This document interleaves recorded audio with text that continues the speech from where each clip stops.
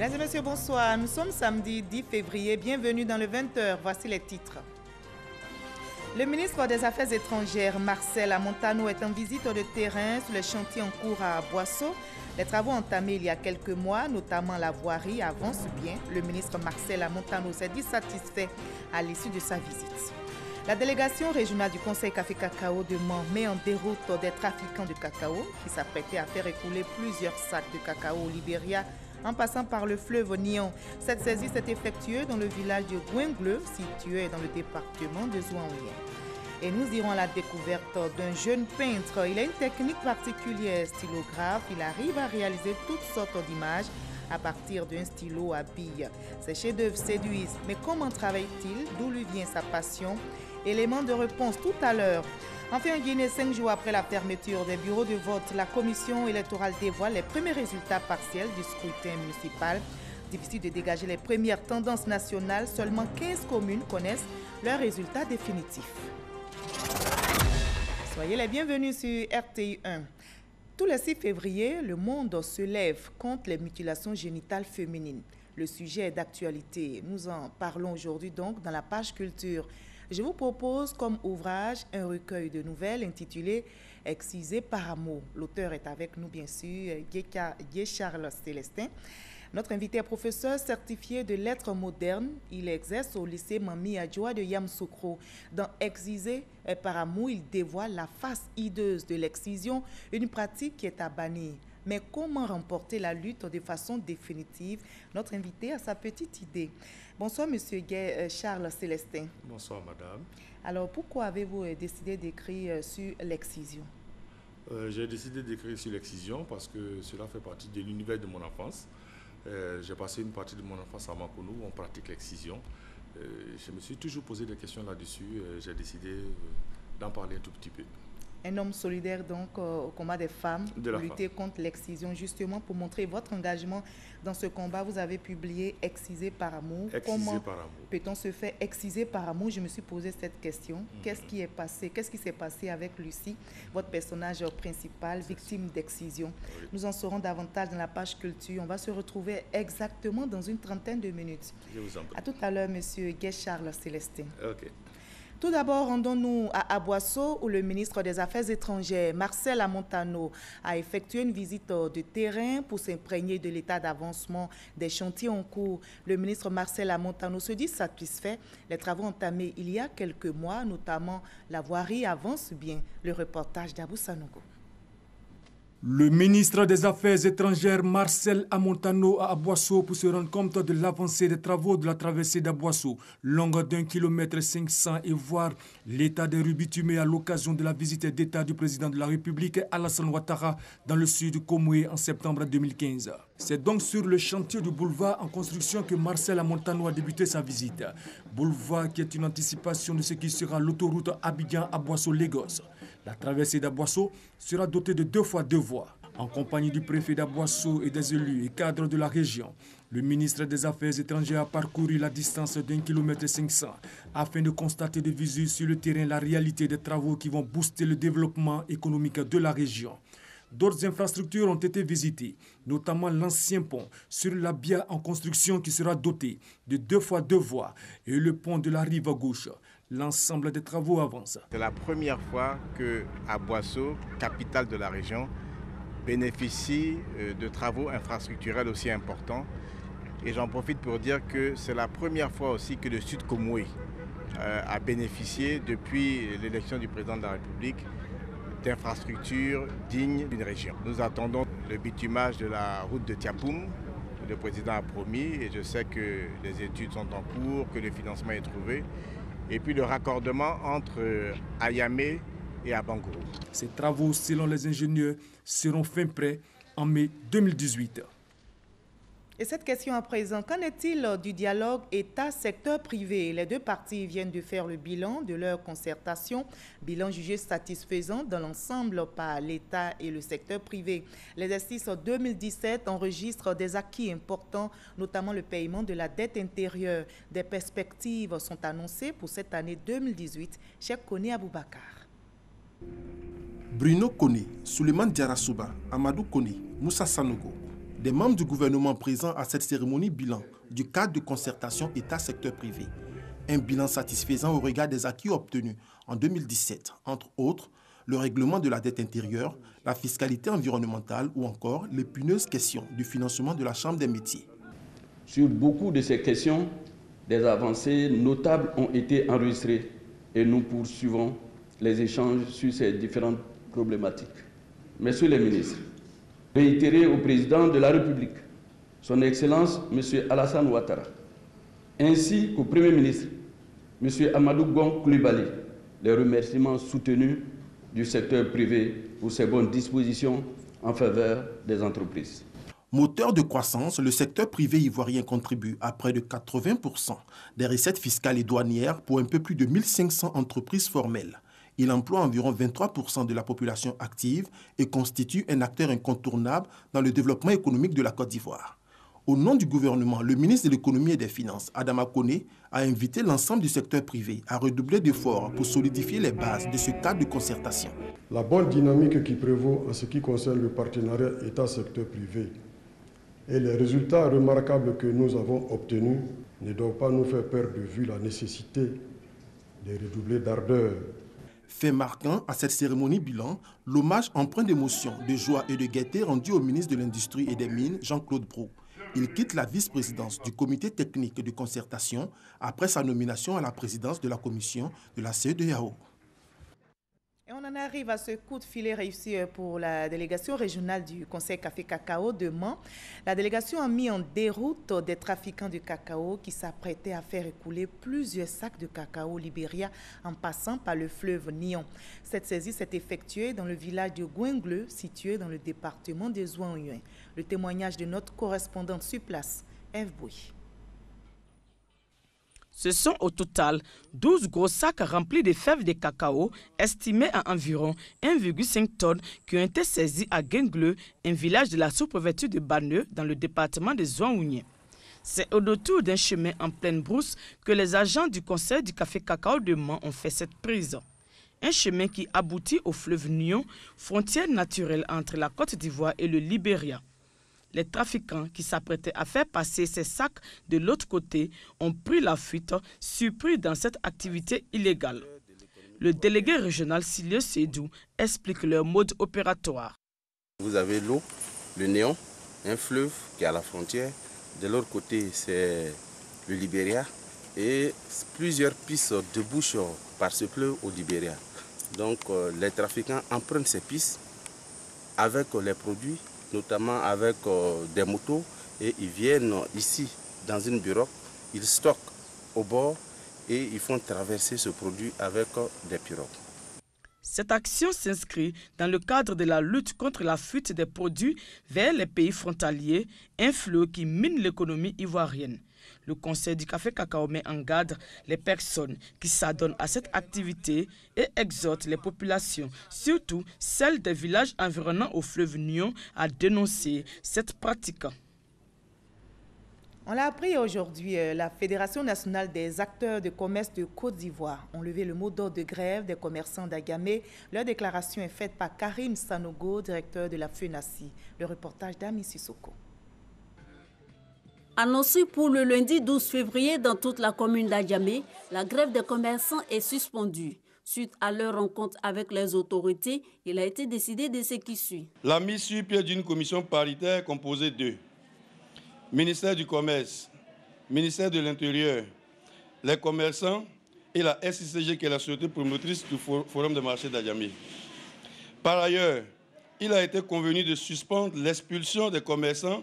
Au regard de ce qui précède, le modèle de grève prévu se tenir sur tout le territoire communal d'Adjamé est suspendu en vue de permettre à la commission de travailler. Le non-respect des normes de sécurité au Forum des marchés, l'expulsion des commerçants de leurs magasins, le harcèlement et le racket des commerçants par des loupards sont entre autres des raisons qui ont amené la FENACI, Fédération nationale des acteurs de commerce de Côte d'Ivoire, et l'Association des commerçants propriétaires de magasins au Forum des marchés d'Adjamé à Koproma à annoncer une grève. Après la suspension de cette grève, il reste à régler la réintégration des commerçants expulsés selon le ministère du Commerce, de l'Artisanat et de la promotion des PME.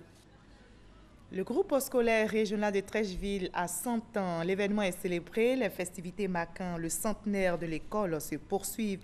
Les anciens élèves se sont retrouvés pour se remémorer les grands moments de leur cursus scolaire au groupe scolaire régional de Trècheville. Le reportage de Frédéric Olaï et Serge Coléa dans nos prochaines éditions.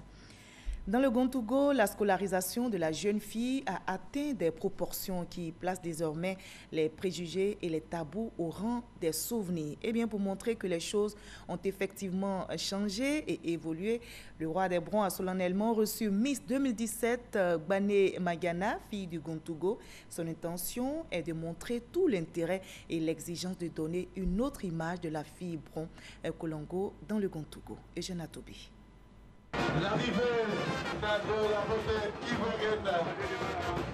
Ça nous a fait plaisir en tout cas d'avoir une Miss de Bondoukou. C'était mon rêve en tout cas.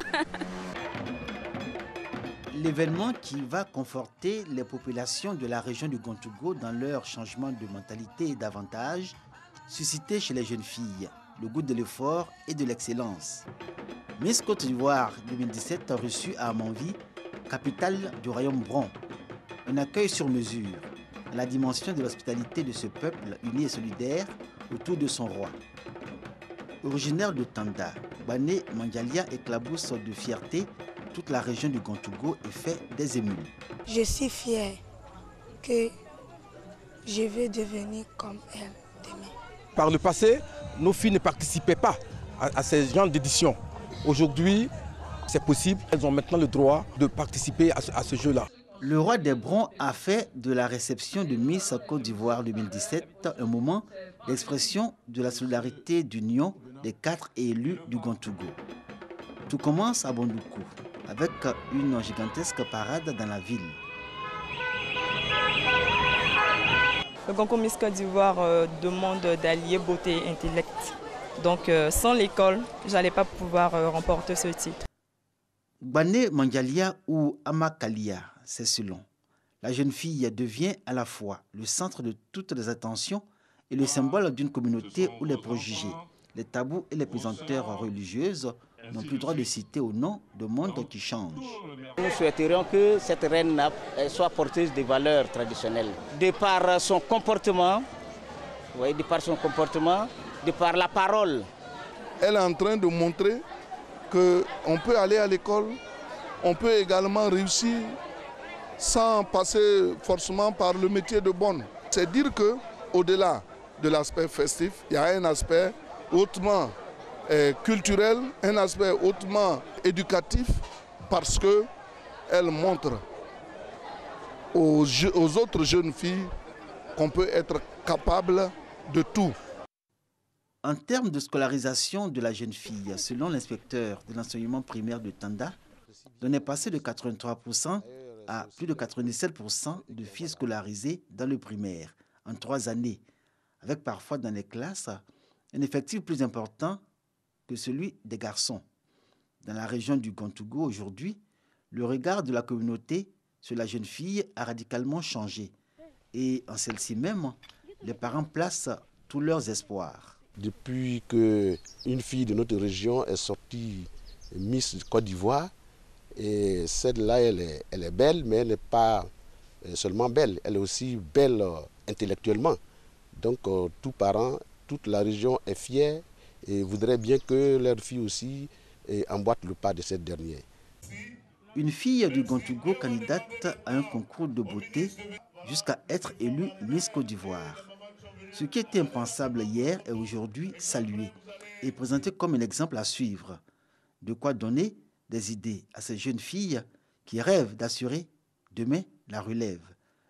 Une vraie révolution en somme qui est en marche et que les autorités coutumières, élus et cadres de cette région accompagnent avec beaucoup d'engagement. Je vous emmène maintenant sur le terrain politique. Les responsables du RDR poursuivent leur tournée de remobilisation des militants. L'un des cadres du parti, le ministre Ali Koulibaly, est par ailleurs vice-président en charge de la région du Hombol, était ce samedi au siège du RDR à Cocody. Il a invité les militants à la solidarité. Explication détaillée avec Alexis Ouedraogo. Ils sont venus écouter le vice-président en charge de la région du Hombol, Ali Koulibaly. Mais avant, les militants RDR de Cocody ont présenté leurs doléances. Entre autres, plus d'emplois pour la jeunesse et plus d'appui aux femmes. Je suis venu inviter les militantes et les militants du RDR à Cocody à poursuivre leur action sur le terrain.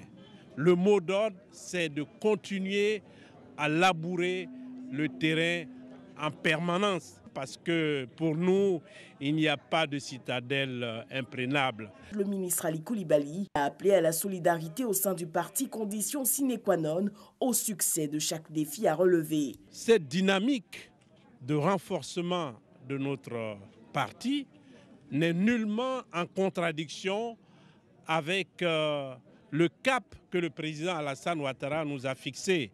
Ce cap, c'est la construction d'un parti unifié. Le vice-président en charge de la région du Yambol a pour finir rappelé la nécessité pour les militants de s'assurer d'être bien inscrits sur les listes électorales dès le début des opérations d'enrôlement. L'Union internationale de la presse francophone UPF a organisé sa première rencontre de l'année 2018. Au cours de cette réunion, le bureau exécutif de l'UPF Côte d'Ivoire a dressé le bilan de ses activités au cours de l'année écoulée et énoncé quelques perspectives. Le reportage de Fidèle Aigné est commenté par Franck Quadio. Créer une vitrine pour vendre l'image de la Côte d'Ivoire ou encore initier des rencontres d'études permettant aux membres de l'UPF Union internationale de la presse francophone, section Côte d'Ivoire, d'approfondir leurs connaissances sont entre autres les grands chantiers du bureau exécutif UPF, section Côte d'Ivoire pour l'année 2018. Adama Kone, président de cette association, a fait le bilan et énoncé ses perspectives au cours d'une rencontre où les nouvelles cartes de presse à 2018 ont été remises aux membres.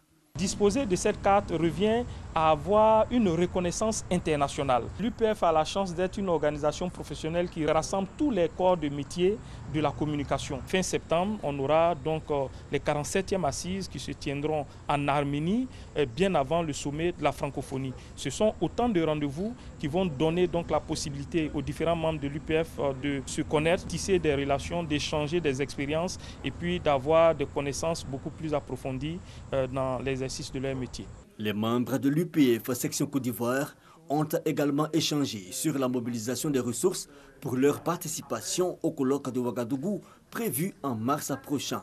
L'UPF est présent dans une centaine de pays et revendique 3000 membres.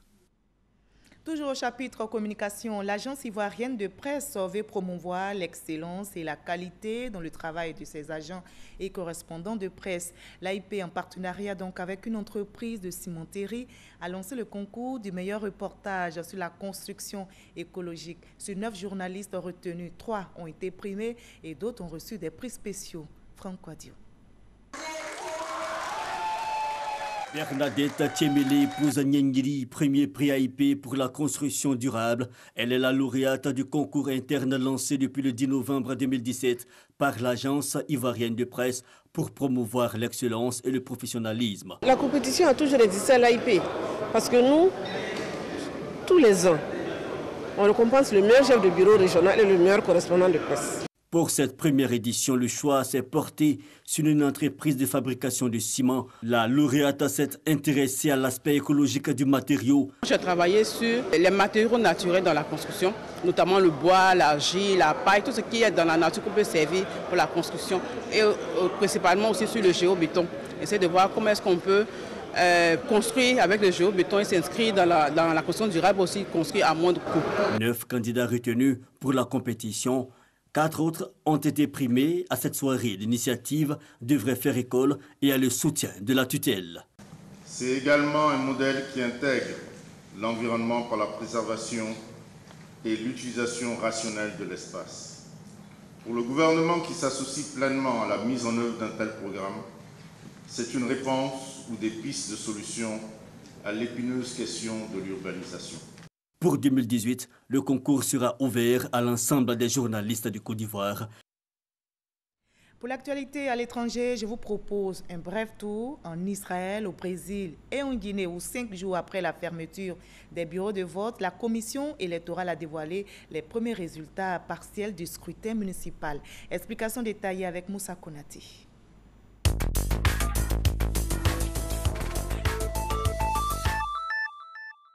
En Guinée, la commission électorale dévoile les premiers résultats du scrutin municipal tenu le dimanche 4 février. Il s'agit seulement d'une quinzaine de communes qui connaissent désormais leurs résultats définitifs. Plus de 300 communes attendent toujours et il est impossible en ce moment de dégager les premières tendances nationales ou même régionales. C'est parti pour le carnaval de Rio au Brésil. Le coup d'envoi de la plus grande fête au monde a été donné vendredi. L'événement a démarré sur fond de polémique autour de la personnalité du maire de la ville. Marcelo Crivella, ancien pasteur, est très critiqué pour ses convictions religieuses qui pourraient gâcher la fête la plus populaire au Brésil. Un avion de combat F-16 s'est écrasé en Israël après une opération militaire menée en Syrie. C'est la première fois qu'un avion israélien est touché par un missile sol-air syrien. Les 2 pilotes se sont éjectés. L'un d'eux est dans un état grave. L'État hébreu considère cet acte comme une violation de sa souveraineté.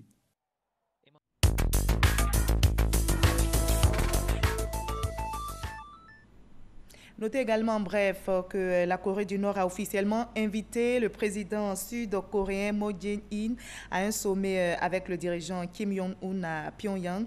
Et le plus tôt possible, l'invitation a été transmise par la sœur de Kim Jong-un. Celle-ci se trouve présentement en Corée du Sud dans le cadre du dialogue initié par les 2 Corées à l'occasion des Jeux olympiques. Je vous emmène maintenant à la découverte d'un jeune peintre et justement c'est la page culture.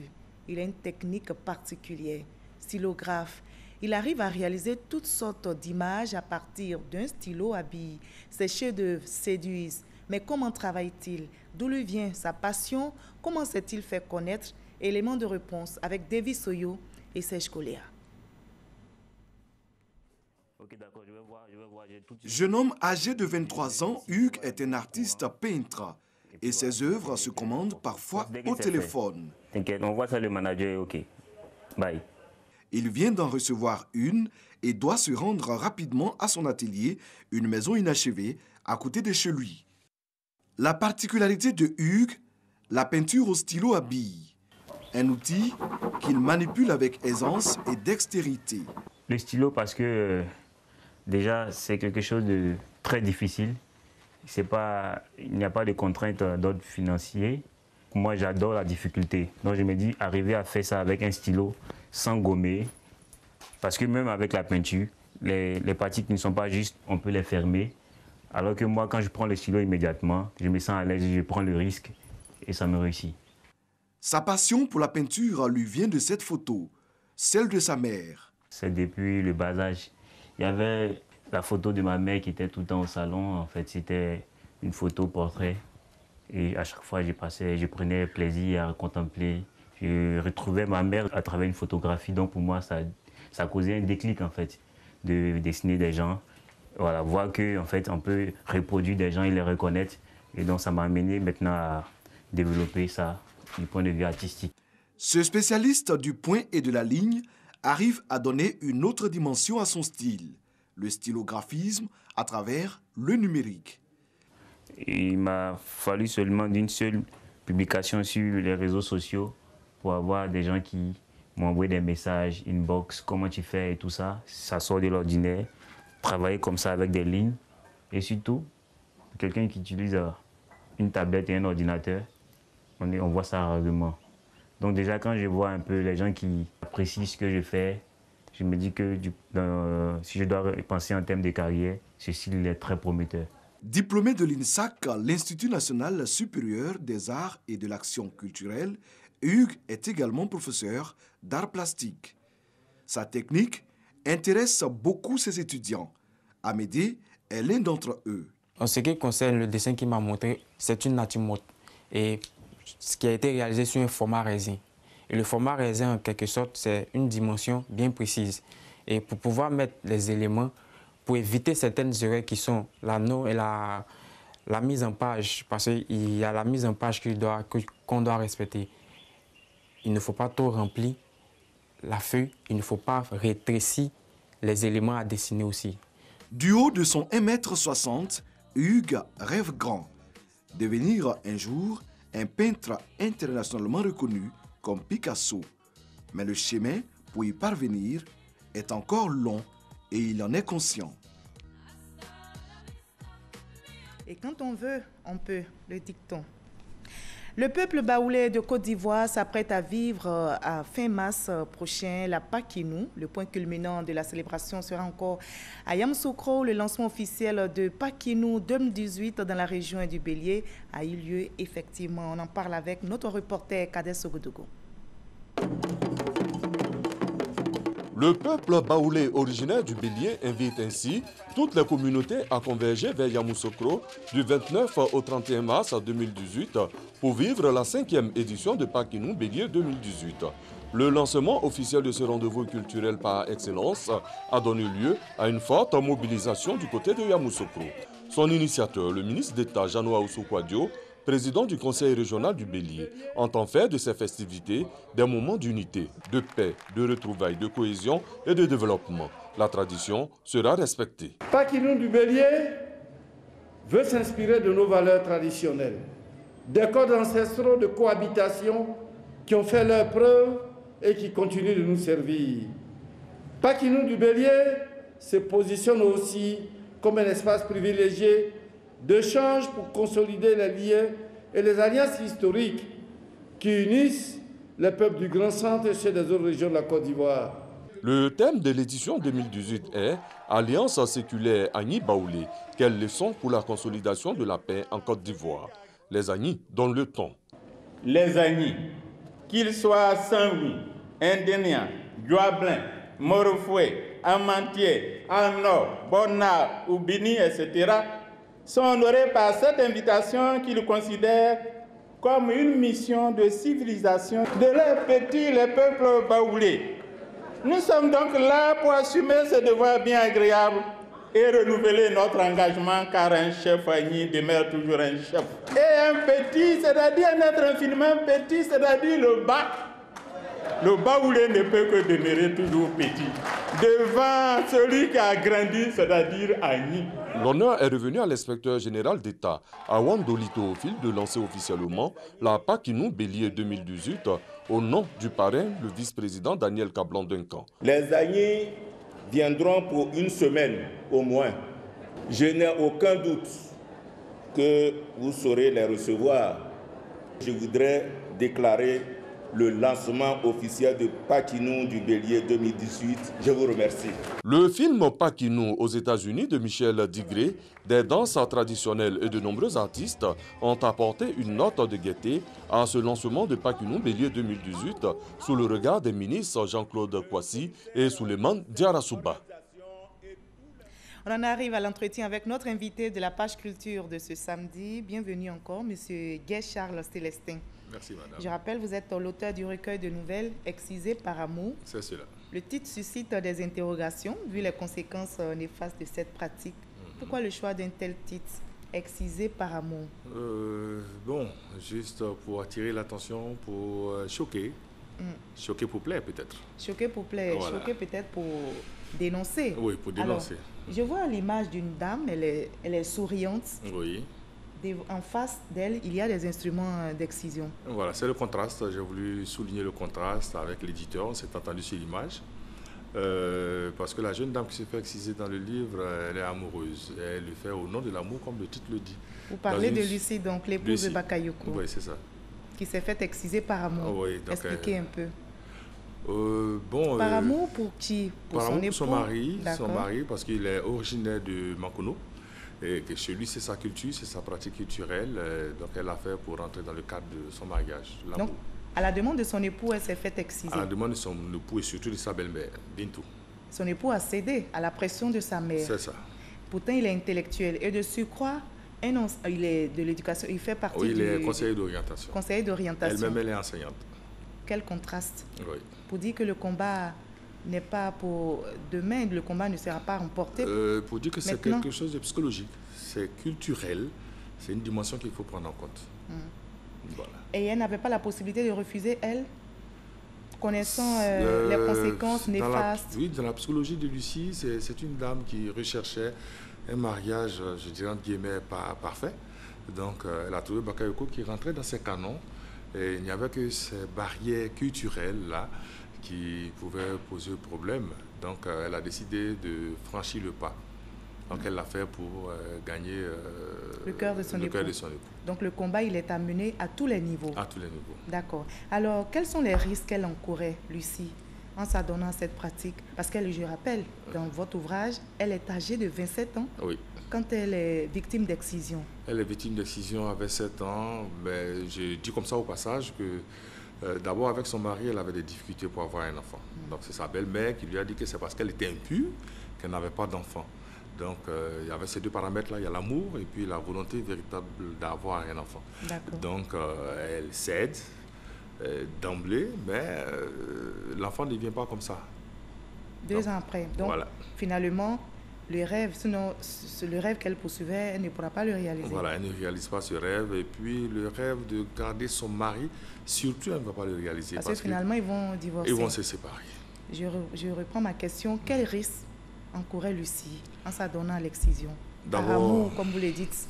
D'abord, il y a les risques physiques qu'on connaît habituellement, qu'on utilise pour lutter contre l'excision, la stérilité, toute forme de traumatisme qu'elle peut vivre. Donc, surtout qu'elle avait un certain âge, on fait l'excision souvent aux enfants. Donc, elle avait déjà un certain âge, donc elle pouvait courir tous les risques qu'on peut imaginer d'un point de vue physique et psychologique. Et l'excision, comme le dit justement, a des conséquences néfastes sur les victimes. Mais il y a de l'espoir pour les victimes avec la chirurgie réparatrice. On va suivre cet élément d'Ami Sissoko. En Côte d'Ivoire ici, Dr Issa Karama donne de l'espoir aux victimes d'excision. Nous allons regarder et en discuter par la suite. Oui. Ces femmes ont connu l'excision. Elles sont victimes de leur bas âge avec des conséquences fâcheuses. Comme en Afrique, l'essentiel c'est de procréer. Toute cette partie de ma vie là s'est passée vraiment. J'ai assumé quoi en tant que femme qui allait avoir des enfants, on va dire mère au foyer, sans plus. Mais c'était une vie faite vraiment de. Je subissais quoi des choses plutôt que de vivre vraiment une vie, on va dire sexuelle. Comme moi je suis médecin et que j'ai vu cette affaire depuis un bout de temps sur Internet, j'ai commencé à me renseigner pour savoir si c'était appliqué ici. Au départ, on m'avait parlé du Burkina. Et c'est après que je me suis rendu compte que ça se pratiquait en Côte d'Ivoire. Et j'ai une amie qui a réparé pour elle aussi. Elle me parlait de ça souvent et donc j'ai pris la promesse de faire pour moi. Pour retrouver toute leur féminité, à 45 ans passés, elle décide de se faire opérer. La réparation est rendue possible par le docteur Issa Karama. L'opération sous anesthésie générale ne dure que 30 minutes et coûte en moyenne 350 000 francs CFA. La réparation est donc possible. La partie restante à l'intérieur est retirée et remise en surface pour que la femme ait toute sa plénitude et toute son identité. De 2010 à aujourd'hui, 460 femmes ont déjà bénéficié d'une réparation en Côte d'Ivoire par le docteur Issa Karama. Seules 2 de ces victimes de mutilations génitales féminines n'ont pas eu satisfaction. L'excision a des conséquences néfastes. On a vu dans votre ouvrage, Lucie s'est sentie diminuée, même si elle s'est faite exciser par amour. D'abord, elle a été outrée quand son mari lui a demandé cela. Cela l'a choquée. Cela signifie qu'elle avait conscience que c'était une pratique diminuante, une pratique violente. Comme ces femmes qu'on a vues dans le reportage, heureusement, la chirurgie réparatrice existe pour faire revivre ces femmes, pour donner de l'espoir à ces femmes. Alors, l'excision serait l'une des pratiques traditionnelles néfastes les plus difficiles à éradiquer au monde. C'est une pratique, on le dit, à la peau dure, malgré la sensibilisation. Pourquoi, selon vous? Je pense que c'est une pratique qui a la peau dure parce que toutes les pratiques culturelles ont la peau dure. C'est une question de mentalité, ce sont des choses qui existent dans des communautés depuis des siècles. On n'en connaît pas les origines réelles. Donc, c'est rentré dans la tête des gens. C'est difficile à faire sortir. Je vous assure qu'à Mankono, où j'ai été à l'école primaire, les jeunes filles, quand elles n'étaient pas excisées, elles n'étaient pas à l'aise en société. Parce que c'est une pratique culturelle, c'est une pratique sociale. Donc elles se sentent rejetées, elles se sentent bannies. Malgré la sensibilisation, malgré les études. Mais ça continue aujourd'hui dans des villages, dans certaines communautés. Et c'est le cas de Bakayoko, conseillère d'orientation, qui pousse sa femme à l'excision. Alors comment vaincre, selon vous, ces arguments culturels traditionnels sur lesquels repose l'excision? Je pense que d'abord, c'est vrai, il y a la chirurgie, mais il faut aller dans le... Ça, c'est post-excision, la chirurgie. Voilà, donc je pense qu'il faut aller... Mais en amont, qu'est-ce qu'il faut faire? Il faut sensibiliser, il faut aller dans les villages, dans les communautés, expliquer aux gens qu'à la vérité, il n'y a pas de résultat positif, on n'en retire rien véritablement en tant que tel. Et puis ce sont des préjugés, parce qu'on dit que quand on ne fait pas l'excision, la femme, elle est peut-être volage, elle est attirée par la sexualité et autres. Bon, rien ne prouve cela. D'accord. Dans le cas de Lucie, quelles leçons vous voulez qu'on en tire? C'est l'aspect culturel, parce que c'est la mère qui est dans une communauté où on pratique l'excision, qui pousse son fils à amener sa femme, qui n'est pas de la région, à faire l'excision. Mais qui pouvait refuser. Qui pouvait refuser, mais vous savez... Parce que c'est révoltant, hein, la fin de l'histoire. Oui, c'est révoltant, mais vous savez, l'amour inhibe beaucoup de choses. Donc, même l'excision aussi, il faut l'accepter. Voilà, non, pas l'accepter, mais je veux dire que ce sont des expériences souvent qui existent dans la vie. Il y a des gens qui font des choses. C'est tiré d'une histoire vraie, qu'on m'a raconté quelque part. C'est vrai que j'ai enrobé un peu en la rendant un peu plus jeune, mais la véritable histoire concerne une dame qui a un âge plus âgé d'ailleurs.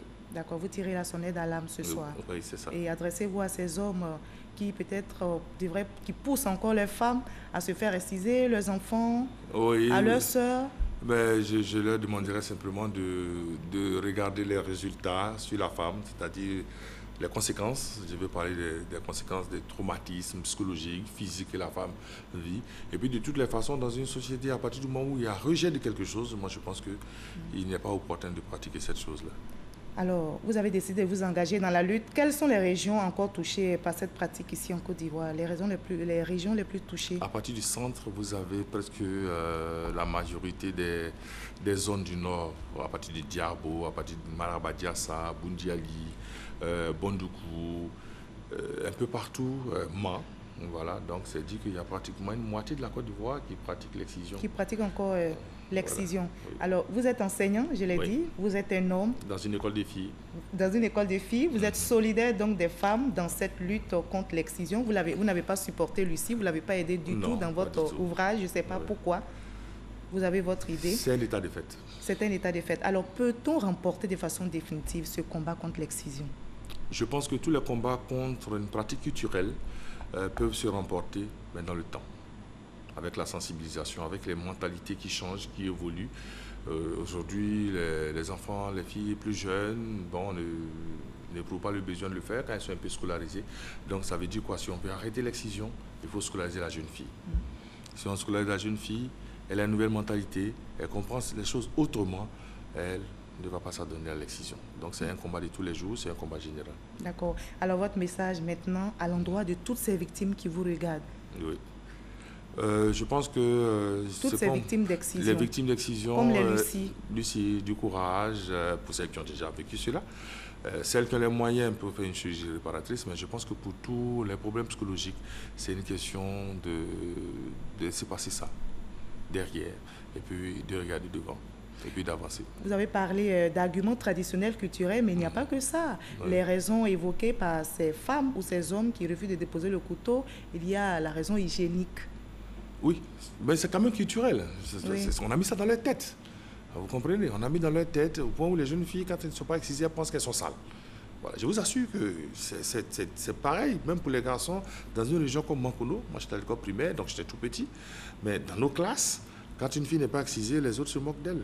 Donc elles pensent qu'elles sont sales, elles pensent qu'elles ne sont pas intégrées. Donc on se moque d'elles. Voilà. Mais je pense que c'est simplement un état d'esprit. Donc il faut leur faire sortir ça de la tête. Vous n'êtes pas excisé, mais vous n'êtes pas sale, vous êtes entière. Vous êtes tel que Dieu vous a conçu. Donc ça ne pose pas de problème. Si Dieu voulait que la femme n'ait pas cet organe qu'on coupe, il l'aurait enlevé lui-même. D'accord. Et Lucie s'est faite exciser, elle n'a pas eu d'enfant. C'est 2 ans après, on ne sait pas pourquoi elle a eu l'enfant. Oui, ça c'est l'intrigue de la nouvelle.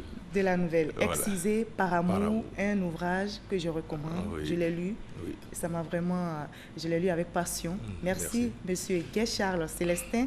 Merci en tout cas d'avoir répondu à nos questions et surtout merci pour votre contribution à la lutte contre les mutilations génitales féminines. Bon retour à Yamoussoukro. Merci madame. Et nous saluons les jeunes filles de Mami Adjoa. Du lycée Mami Adjoa.